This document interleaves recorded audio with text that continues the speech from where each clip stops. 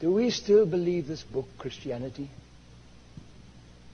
Sorry, let me rephrase it before I get into trouble. Do we still preach this book?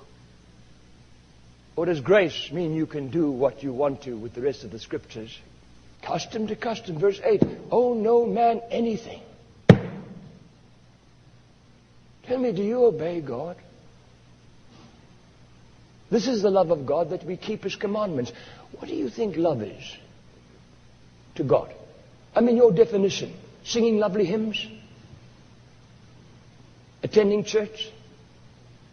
This is the love of God. This is what it means to love God, John says in 1 John 5. That we keep His commandments. Owe no man anything. Will you ever, in your life, accept that as a commandment from God in the New Testament, not the Old under the law, not legalistic bondage, but God's commandment, not request? The wicked borroweth, and payeth not again.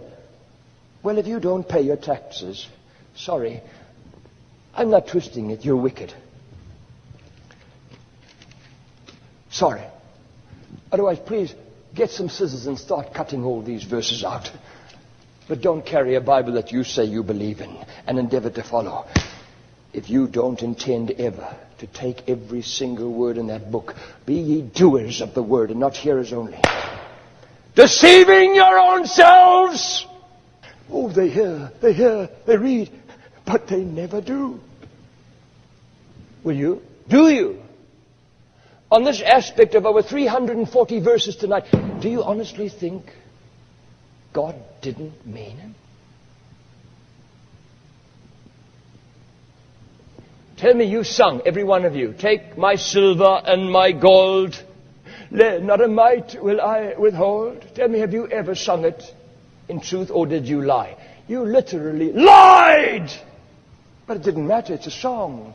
It's beautiful harmonized, you know. It's not blasphemy to say God's name in hymns that I know I have nothing to do with. This isn't from my heart, I'll never do this. Oh, I'd be careful singing from now onwards if I was you. Take my silver and my gold, not a mite will I withhold. Listen, that woman gave everything. She wasn't rich. That was her wealth, her store for everything that lay ahead in life. She gave without hesitation. She gave without thinking of the word sacrifice. When you're in love with Christ, that's the last words you will ever use as sacrifice. You only use the word privilege. But godliness with contentment is great gain. Godliness with contentment is great gain. For we brought nothing into this world. We brought nothing into this world, and it is certain we can carry nothing out. And having food and raiment, let us therewith be content. But they that will be rich, fall into temptation and a snare and into many foolish and hurtful lusts. Here, sir, come, open my books, every receipt for every cent, and every cent spent. Unless you can cry that out to the world, get out of the treasury. Mr. Treasurer, do you think the devil will let you get away with it? No ways. He's too powerful. You have no idea what. If he has up to now, he's just biding his time for the moment when he can do most damage to you. But you're not getting away with it. You have an enemy that won't let you, sir. Grace has nothing to do with compromise.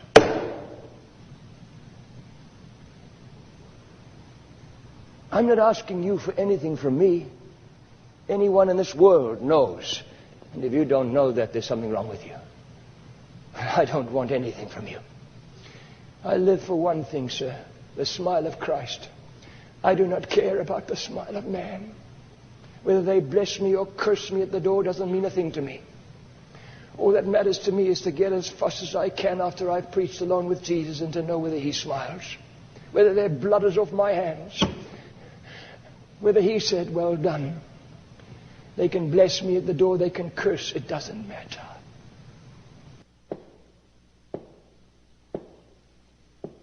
If a brother or sister be naked and destitute of daily food, and one of you say unto them, depart in peace, be ye warmed and filled, notwithstanding ye give them not those things which are needful to the body, what doth it profit?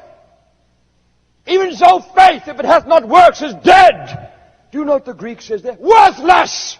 God says, your faith is worth nothing! Oh, don't you believe that? God would say that. Whoso hath this world's good, and seeth his brother have need, and shutteth up his bowels of compassion from him, how dwelleth the love of God in him? How can you possibly believe God is in you?